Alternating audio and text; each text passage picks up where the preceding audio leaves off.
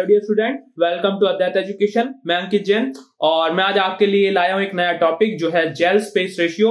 जैसे हमने last topic में बात की थी कि water cement ratio concrete of strength को बहुत ज्यादा अफेक्ट करता है, वैसे ही ये इसके आगे का एक्सटेंशन है कि कैसे और सुपीरियोरिटी बेसिस पे हम डिसाइड कर सकते हैं कि जो कंक्रीट की स्ट्रेंथ है उसको कैसे हम प्रिडिक्ट कर पाएंगे, वो भी जेल स्पेस रेशियो के हेल्प से। तो आइए स्टार्ट करते हैं gel space ratio. Gel space ratio, तो आज हम स्टडी करने वाले हैं जेल स्पेस रेशियो।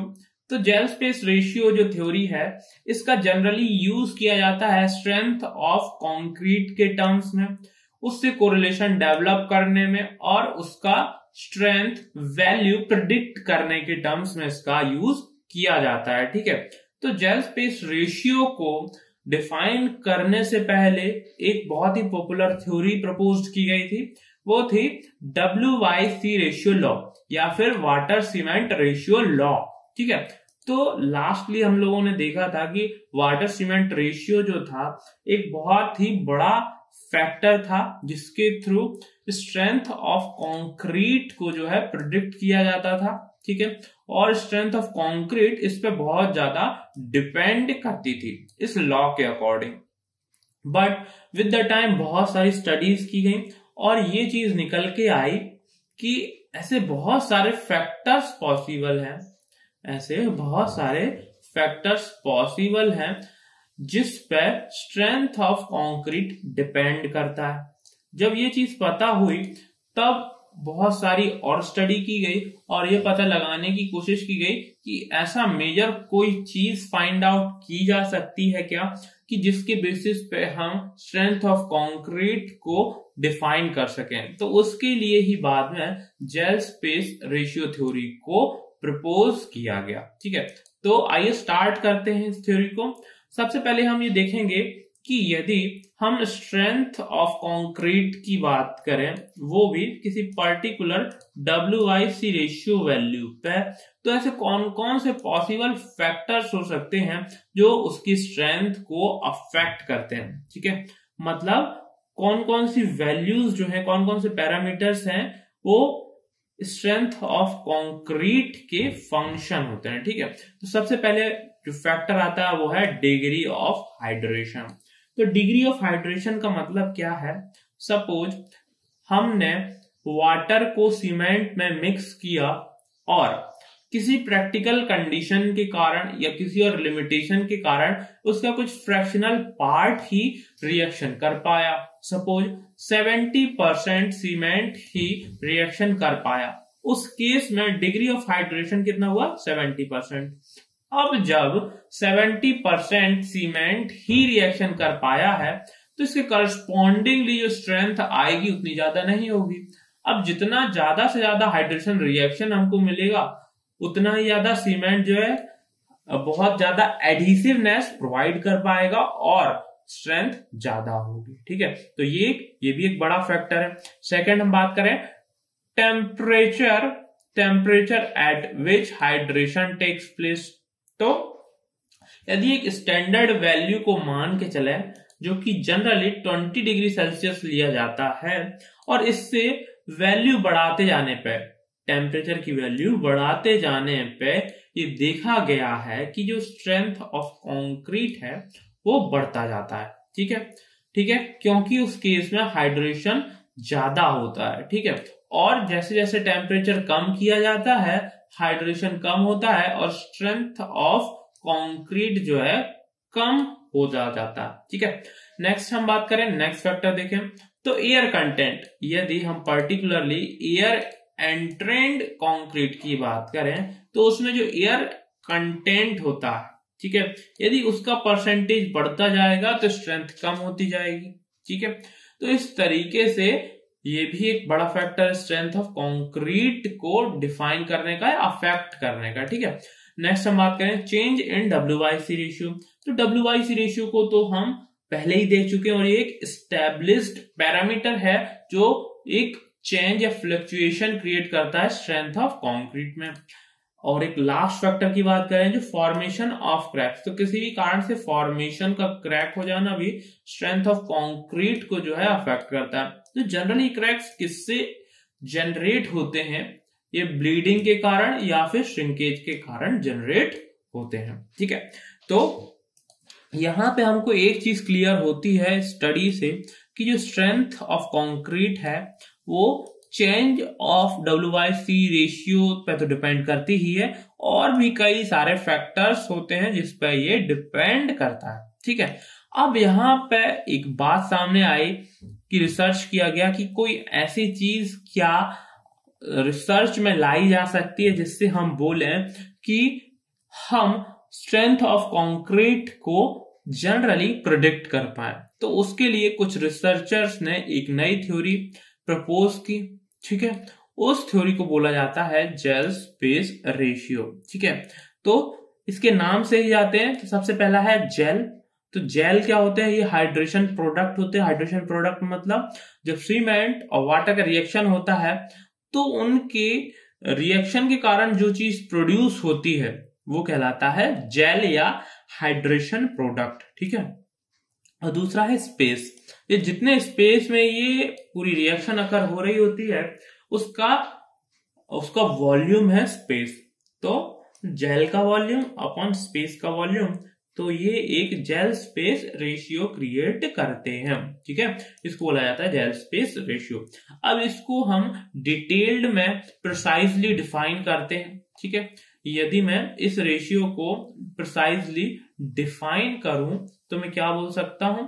ठीक है, तो इसको फॉर्मुलेट मैं करना चाहूंगा। उसके पहले हम हाइड्रेशन रिएक्शन समझ लेते हैं। ठीक है, उसके पहले हम हाइड्रेशन रिएक्शन समझ लेते हैं कि हाइड्रेशन रिएक्शन होती क्या। तो हाइड्रेशन रिएक्शन की बात करते हैं। तो हाइड्रेशन रिएक्शन में कब बात कर रहा हूं? इसमें मैं 2 स्टेप्स में आपको समझाऊंगा। फर्स्ट स्टेप में लूंगा कि सीमेंट का स्पेस की बात कर रहा हूं जब बिल्कुल जस्ट वाटर को मिक्स ही किया गया हो सीमेंट में। ठीक है ना, वाटर को सीमेंट में जस्ट मिक्स ही किया गया हो, उस समय क्या कंडीशन है। फिर हम एक और कंडीशन देखेंगे जिसमें सीमेंट स्पेस की बात करेंगे, जो कि कुछ टाइम बाद की बात है जब वाटर मिक्स कर दिया गया है। ठीक है ना, तो सबसे पहले हम देखते हैं कि हाइड्रेशन किस तरीके से होता है। तो जनरली हम एक स्पेस दे रहे हैं, मतलब एक वॉल्यूमेट्रिक स्पेस है जिसमें सीमेंट पार्टिकल है। तो ये जो सर्कुलर पोर्शन दिख रहा है वो क्या है? सीमेंट पार्टिकल है। ठीक है, और इसके बीच में जस्ट जो डैश्ड पोर्शन दिख रहा है वो क्या है? वाटर है। तो अभी जस्ट वाटर को इंट्रोड्यूस ही किया गया है सीमेंट पार्टिकल्स के बीच में। ठीक है, सीमेंट पार्टिकल्स के बीच में जस्ट इंट्रोड्यूस ही किया गया। तो अभी क्या कंडीशन होगी? अभी क्योंकि इंट्रोड्यूस ही किया गया है तो यहाँ पे कोई रिएक्शन स्टार्ट तो हुई नहीं है। ठीक है, तो यहाँ पे ये इनिशियल स्टेज पे कंडीशन है। अब क्या होगा? अब होगा ये कि हम कुछ देर बाद यहाँ पे इस स्पेस को फिर से देखते हैं।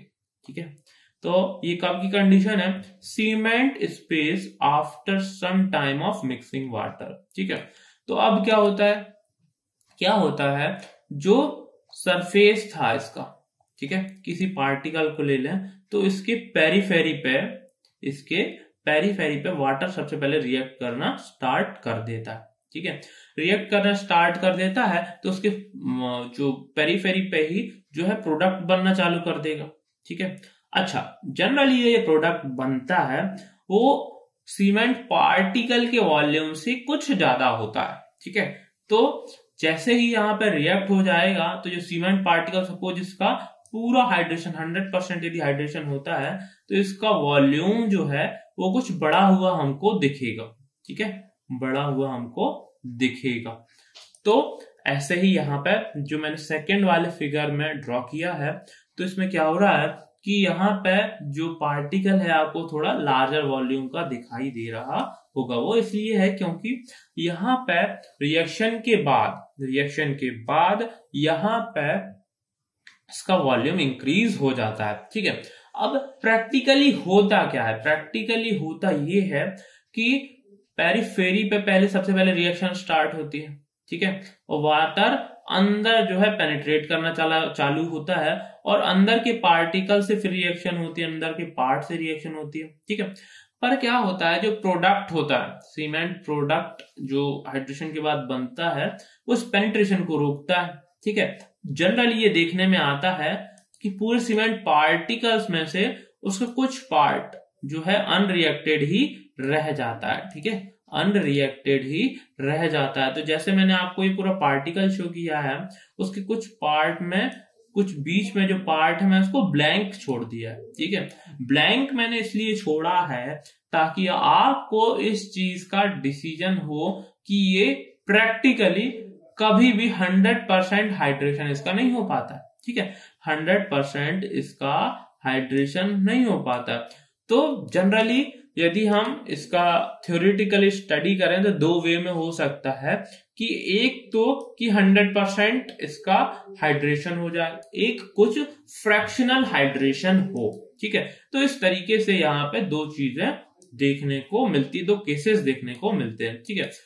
और इस तरीके से जो ब्लैक पोर्शन वाला आपको थिकंड या जो वॉल्यूम में इंक्रीज पार्ट है उसको क्या बोल सकते हैं, हाइड्रेशन प्रोडक्ट या जेल, ठीक है। तो ये क्या होता है, CSH जेल, मतलब कैल्शियम सिलिकेट हाइड्रेट जेल कहलाता है, ठीक है। अब जब यहाँ पे हाइड्रेशन रिएक्शन हो गई है या चल रही है तो इनके बीच में, इसके बीच में जो पोर्स हैं तो ये क्या कहलाते हैं, कैपिलरी पोर्स कहलाते हैं। तो जनरली होता क्या है कि जब दो पार्टिकल्स यहाँ पे रिएक्ट करते हैं तो ये एक दूसरे से टच कर जाती है, ये वाली फिल्म जो ब्लैक पोर्शन है, ठीक है, और इनके बीच में छोटे छोटे पोर्स बन जाते हैं, तो उसको क्या बोला जाता है, कैपिलरी पोर्स बोला जाता है, ठीक है। तो यदि पूरा स्पेस मैं बोलूं, पूरा होल ऑफ द स्पेस है किससे मिलकर बना होगा, तो हाइड्रेशन प्रोडक्ट और कैपिलरी पोर्स से मिलके बना होगा, ठीक है। अब हम देखते हैं कि जेल स्पेस रेशियो, यदि ये दोनों चीजें ऐसी हो रही हैं हाइड्रेशन की प्रोसेस, तो जेल स्पेस रेशियो क्या होता है, ठीक है। फर्स्ट है volume of hydrated cement paste, ठीक है, volume of hydrated cement paste, मतलब यदि मैं इस वाले फिगर से जाता हूं, इस वाले फिगर से जाता हूं, तो जितना भी ब्लैक पोर्शन दिख रहा है मेरे को, जितना भी ब्लैक पोर्शन दिख रहा है जो हाइड्रेट हो चुका है और हाइड्रेशन प्रोडक्ट है उस चीज का वॉल्यूम, ठीक है, volume of hydrated cement paste. तो इसमें क्या है, हमको केवल सीमेंट का जितना भी हाइड्रेशन प्रोडक्ट है उसका वॉल्यूम लेना है, ठीक है, plus volume of hydrated cement plus volume of capillary pores, ठीक है। तो वॉल्यूम ऑफ हाइड्रेटेड सीमेंट तो क्या होगा, उतना ही पार्ट होगा जितना कि हमको यहाँ पे ब्लैक पोर्शन में दिख रहा है, ठीक है, ब्लैक वॉल्यूम में दिख रहा है, प्लस जो कैपिलरी पोर्स हैं, जो कैपिलरी पोर्स हैं वो इन पार्टिकल्स के बीच में जितना भी वॉल्यूम कवर हो रहा है, ठीक है, जितना भी वॉल्यूम कवर हो रहा है उसका सम है, ठीक है, उसका सम है, ठीक। तो यदि मैं फुली सैचुरेशन की बात करूं, ठीक है, यदि मैं यहाँ पे फुली सैचुरेशन की बात करूं और ये मान लो कि ये पूरा का पूरा पार्टिकल हाइड्रेट हो जाता है, ठीक है, तो पूरा का पूरा पार्टिकल हाइड्रेट हो जाता है, तो जेल स्पेस रेशियो इस केस में क्या होगा कि जितना भी ये पार्टिकल का वॉल्यूम हाइड्रेट होने के बाद कवर कर रहा है उनका सम, ठीक है, तो volume of hydrated cement paste upon जितना भी पूरा वॉल्यूम कवर कर रहे होंगे पार्टिकल्स वो प्लस ये बीच का वाटर का वॉल्यूम, ठीक है, तो ये होगा total gel by space ratio, ठीक है, क्या होगा, जेल बाय स्पेस रेशियो।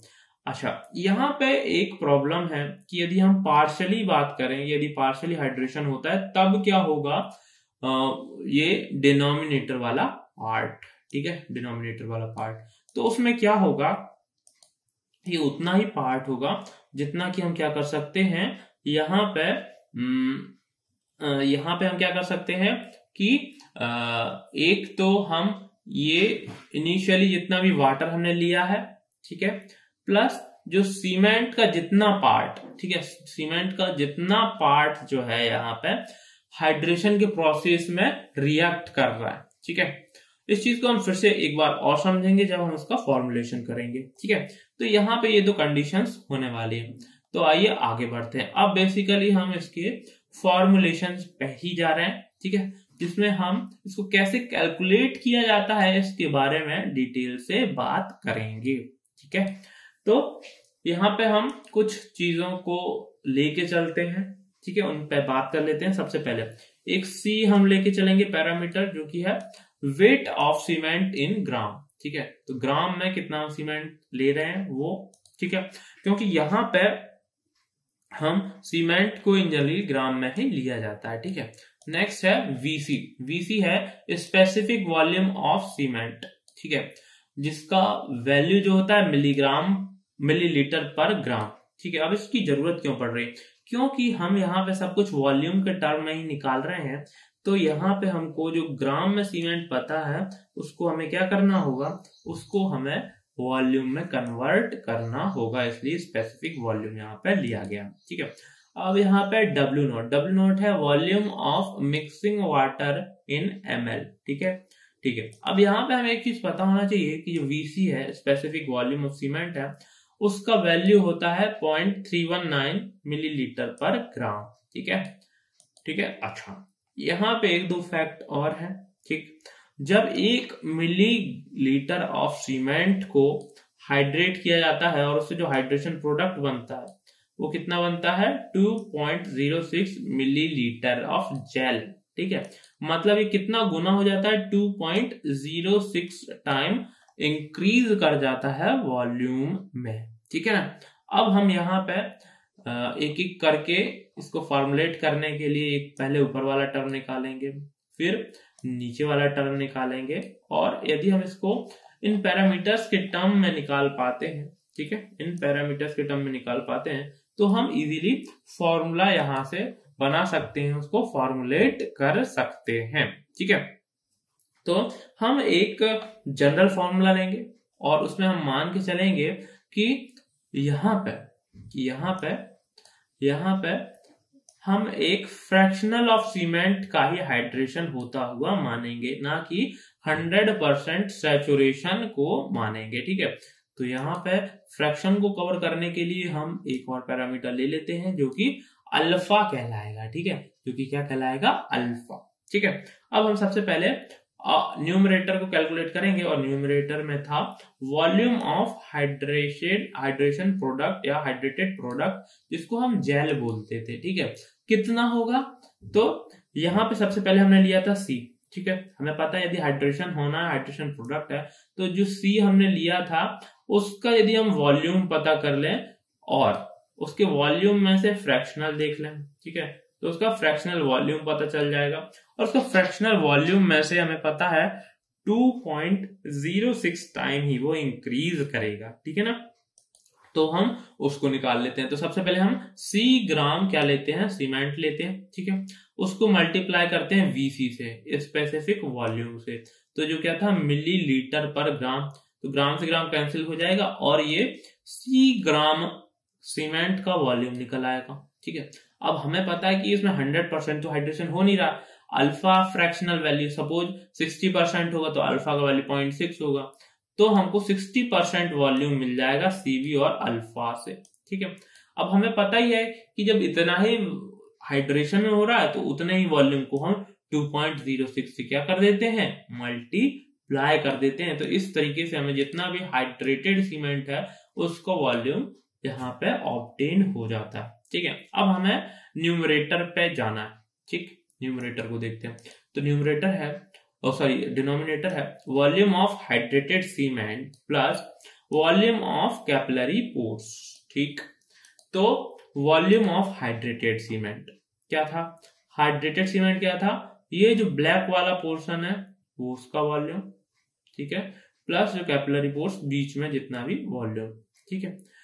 अच्छा, वो कैसे निकाल सकते हैं, तो ये ऐसे भी निकाल सकते हैं कि volume of fractionally hydrated cement particle का volume plus volume of water mixed initially, ठीक है। अब ध्यान से देखो, ये वाला वॉल्यूम तो उतना ही है जितना हमने लिया था, जितना ये वाला था। ठीक है, क्लियर है। अब यदि मैं बोल दूं कि जितना भी ये व्हाइट वाला पोर्शन दिख रहा है जो रिएक्ट नहीं किया गया है, ठीक, जितना ये रिएक्ट नहीं किया है, ठीक है, इसको छोड़ के बाकी वॉल्यूम में कैलकुलेट कर लूं, इसको छोड़ के बाकी में वॉल्यूम कैलकुलेट कर दूं तो कितना होगा, वो डिनोमिनेटर में जितना वॉल्यूम सजेस्ट किया जा रहा है उतना ही होगा।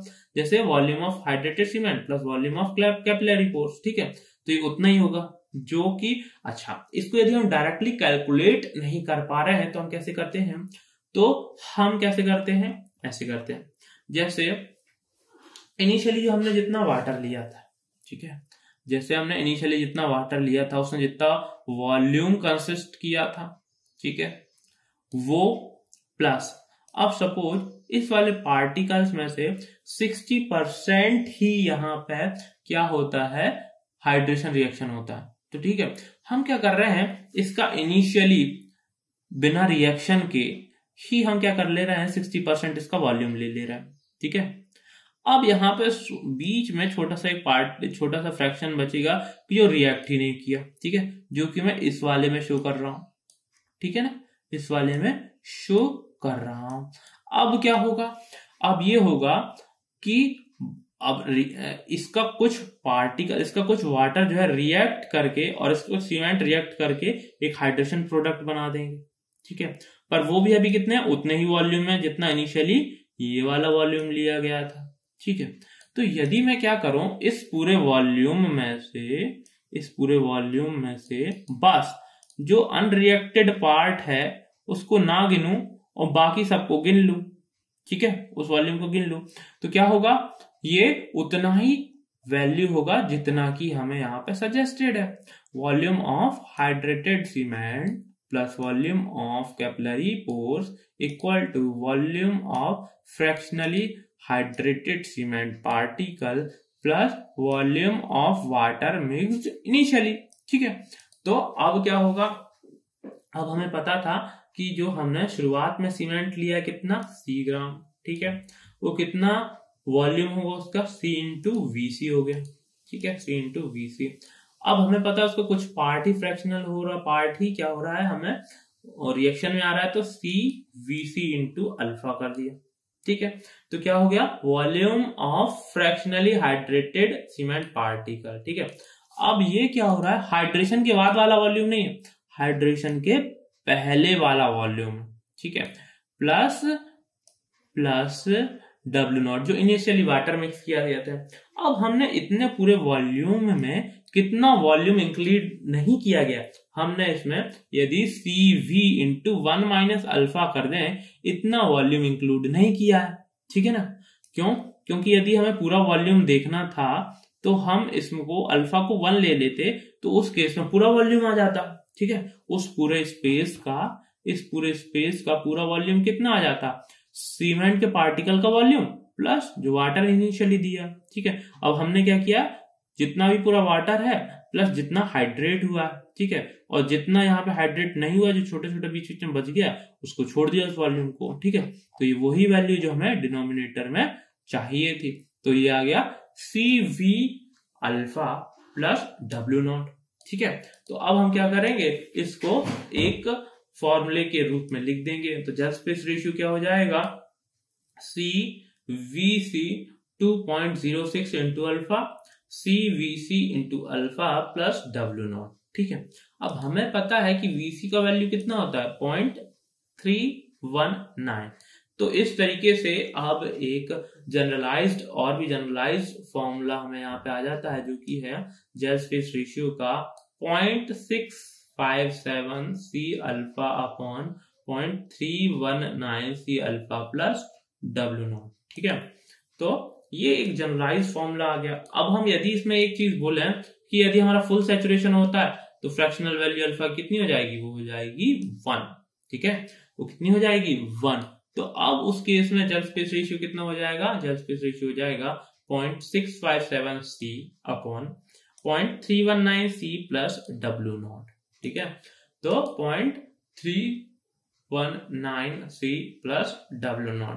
तो हमारे पास ये एक दो फॉर्मूले आ गए, ठीक है। बेसिकली हम ये वाला फॉर्मूला याद रख लेंगे तो सब सारे क्वेश्चंस इससे जेल स्पेस रेशियो के जो है हम यहाँ पे बना सकते हैं, ठीक है।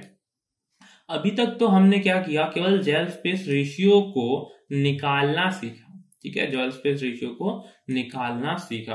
अब इसका थोड़ा सा इंपॉर्टेंस देख लें क्या होता है। तो हमने जो WIC रेशियो के बारे में बात की थी, जो WIC रेशियो एक बहुत ही इंपॉर्टेंट फैक्टर था, पर ये उससे सुपीरियर कैसा है, क्योंकि ये मेनली हाइड्रेशन प्रोडक्ट को बताता है पूरे स्पेस में, ठीक है। तो जितना ज्यादा हाइड्रेशन स्पेस या हाइड्रेशन प्रोडक्ट होगा उतना ही ज्यादा स्ट्रेंथ की जो है कैपेबिलिटी होगी, उतनी ज्यादा स्ट्रेंथ होगी।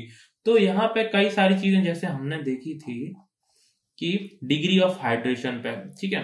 तो डिग्री ऑफ हाइड्रेशन से क्या होता था, हाइड्रेशन प्रोडक्ट अफेक्ट होते थे, टेम्परेचर से हाइड्रेशन प्रोडक्ट अफेक्ट होते थे, ठीक है। चेंज ऑफ WIC रेशियो तो खैर हम ले ही रहे थे। फॉर्मेशन ऑफ क्रैक्स, तो यहाँ पे हमने क्या किया, जो 3-4 फैक्टर्स थे, ठीक है, जिनसे क्या होता था, हाइड्रेशन प्रोडक्ट ही बदल जाते थे। तो हमने क्या किया, अब एट लास्ट कितना हाइड्रेशन प्रोडक्ट है उसी को ही काउंट कर लिया, ठीक है। तो ये क्या हो गया, अब ये और भी सुपीरियर थ्योरी हो गई, ठीक है, और भी सुपीरियर थ्योरी हो गई कि भैया हमने उन जो फैक्टर्स थे उनको नजरअंदाज ना करते उनको इंक्लूड कर लिया, ठीक है। और हमने यही बता दिया कि भैया उनसे एट लास्ट जो है इतना यदि प्रोडक्ट यहाँ पे हो जा रहा है, ठीक है, इतनी वैल्यू आ रही है, तो हम अब डायरेक्टली हाइड्रेशन प्रोडक्ट के बेसिस पे स्ट्रेंथ का प्रेडिक्शन कर सकते हैं। पर अभी तक हमने क्या किया, हमने अभी तक केवल जेल स्पेस रेशियो निकालना सीखा है और हमने इससे स्ट्रेंथ निकालना नहीं सीखा। तो हम देखते हैं कि स्ट्रेंथ कैसे निकाल सकते हैं, ठीक है। अब दो वैज्ञानिक हुए, पावर एंड ब्रॉनयार्ड, उन्होंने रिलेशनशिप एस्टेब्लिश किया strength of concrete to the gel space ratio, और उन्होंने बताया कि कंप्रेसिव स्ट्रेंथ ऑफ क्यूब, तो हम क्या लेते हैं, कंक्रीट की क्यूबिकल स्ट्रेंथ लेते हैं और वो होती है S, ठीक है। ये कितने के बराबर होती है, 240 इंटू एक्स क्यूब। यहाँ पे X क्या है, X है जेल स्पेस रेशियो, ठीक है ना, X है जेल स्पेस रेशियो, ठीक है। अब यहाँ पे एक फैक्टर आता है 240, ठीक है, एक फैक्टर आता है 240। 240 क्या होता है, intrinsic strength of gel in newton per mm²। अच्छा, अब ये जो वैल्यू है कई चीजों पर डिपेंड करती है, जैसे टाइप ऑफ सीमेंट या दूसरी चीजों पर। तो जनरली इसको नॉर्मली 240 ही लिया जाता है इन जनरल केस, ठीक है। और इस वे में हम एक जो है ब्रॉडर वे में स्ट्रेंथ ऑफ कंक्रीट को प्रेडिक्ट कर सकते हैं जेल स्पेस रेशियो के टर्म में। अब हम बात करें कि इससे क्वेश्चन किस तरीके के आते हैं या कौन कौन सा पार्ट इसका इंपॉर्टेंट है। तो हमको एक तो ये वाला फॉर्मूला याद रखना चाहिए, बहुत ही ज्यादा इंपॉर्टेंट फॉर्मूला, ठीक है, बहुत ही ज्यादा इंपॉर्टेंट फॉर्मूला है, इसको हमें याद रखना चाहिए, ठीक है, इसको हम याद रख सकते हैं, ये वाला फॉर्मूला याद रख सकते हैं, ठीक है ना। नेक्स्ट में बात करूं और कौन सी चीज इंपॉर्टेंट है, तो यहाँ पे एक और चीज इंपॉर्टेंट है, ये वाला फॉर्मूला भी बहुत ज्यादा इंपॉर्टेंट है, ठीक है, ये वाला भी बहुत इंपॉर्टेंट फॉर्मूला, इसको भी हमें याद रखना चाहिए, ठीक है, इसको भी हमें याद रखना चाहिए। तो इन दोनों से यहाँ पे बहुत ज्यादा एक पॉसिबिलिटी बनती है कि एक ये वाला फॉर्मूला और एक ये वाला फॉर्मूला, इससे क्वेश्चंस आएंगे ही आएंगे, ठीक है। और बस अब इतनी ही चीजों के साथ मैं आपसे अब गुड बाय बोलूंगा, ठीक है। और इसी तरह पढ़ते रहिए, पढ़ाई जारी रखिए, तैयारी करते रहिए, ऐसे ही नए नए कॉन्सेप्ट मैं आपको लेके आता रहूंगा। और stay tune with Advait education. Good luck, good bye.